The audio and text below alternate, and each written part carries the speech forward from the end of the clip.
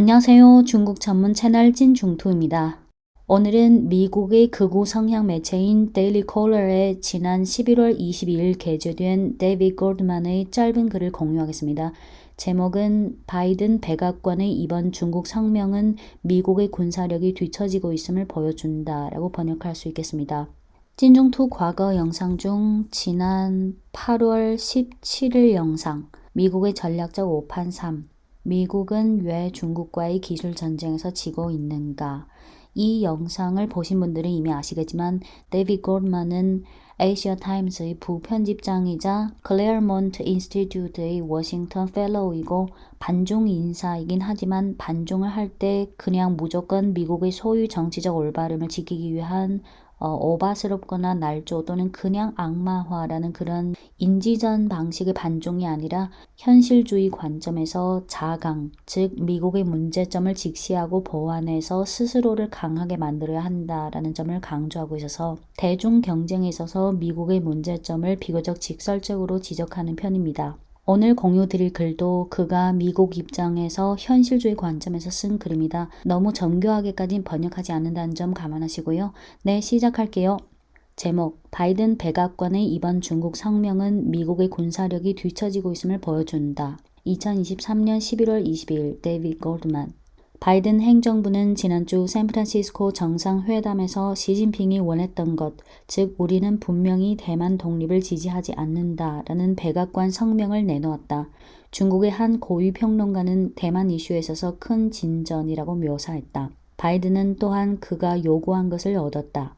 2022년 8월 낸시 펠로시 하원 의장의 대만 방문 이후 중국이 중단한 펜타곤과 인민해방군 간의 핫라인 통신을 복원하겠다는 중국의 약속을 얻었다.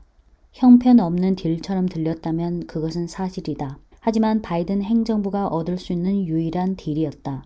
미군은 중국 국경 근처에서 사고나 오해가 일어나 교전이 벌어져 미국이 패배할 것을 우려하고 있다. 지난 몇 년 동안 미국은 대만 독립이라는 인계철선 근처에서 춤을 추고 있었고 중국은 대만 해안에서 우월한 군사적 위치를 구축했다.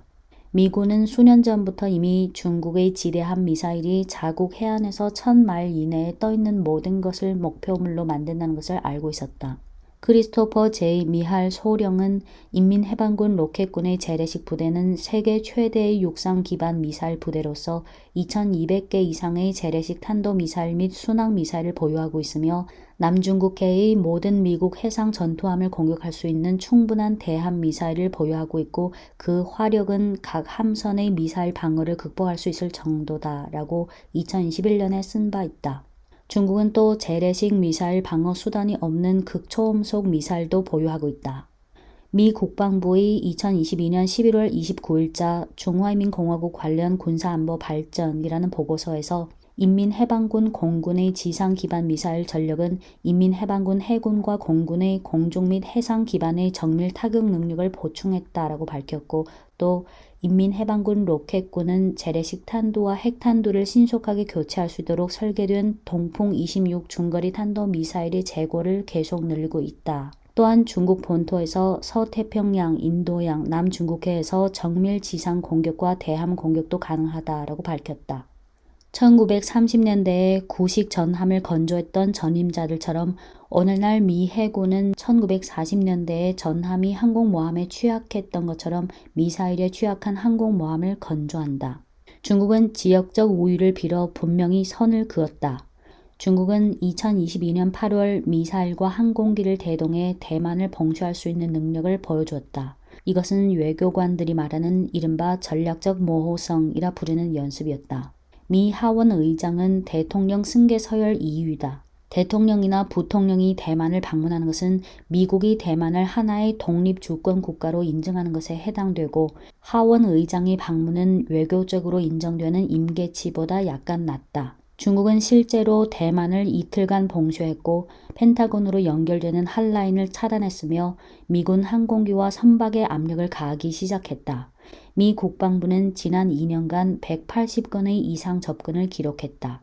이것이 바로 미 국방부가 핫라인을 회복하고 싶은 이유다. 사고가 오해로 이어질 수 있고 오해가 전투로 이어질까봐 두려워했다.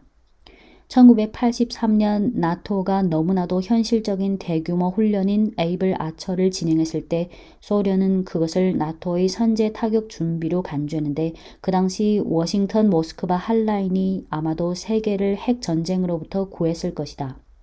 요점은 미 국방부가 북경으로부터 우리는 대만을 놓고 전쟁을 할 테니 더 이상 게임을 하지 말라라는 메시지를 받았다는 것이다. 만약 지금 미국이 싸우면 미국이 질 것이다. 우리 공화당은 시진핑에 맞서지 못한 바이든을 비난해야 하는데 움찔한 것은 백악관이 아니라 국방부였다. 우리는 30년이라는 시간과 수십조 달러를 들여 잘못된 종류의 군대를 만들었다. 중국의 구역에서 우리는 중국의 화력을 따라갈 수 없다. 그리고 우리는 심지어 극초음속 미사일도 생산할 수 없다. 러시아와 중국은 만들 수 있다. 우리는 질문해야 한다. 로널드 레이건이라면 무엇을 할까? 그리고 우리는 그 답을 알고 있다. 우리는 미국의 기술적 우위를 회복하고 차세대 무기에서 다시 한번 세계를 리드하기 위한 새로운 전략 방위 구상이 필요하고 이는 전국적이고 무한한 노력이 필요하다. 네, 지난 11월 22일 미국의 극우 성향 매체인 데일리 콜러에 게재된 데이비드 골만의 짧은 글 한 편은 여기까지 공유드리고요. 그 외에 미국의 정치 전문지 폴리티커에 지난 11월 22일 게재된 짧은 글 한 편도 추천드리고 싶은데요. 제목은 중국을 따라잡기 위해 고군분투하는 미국 군수 산업 또는 중국을 따라잡기 위해 애쓰는 미국 군수 산업이라고 번역할 수 있겠습니다.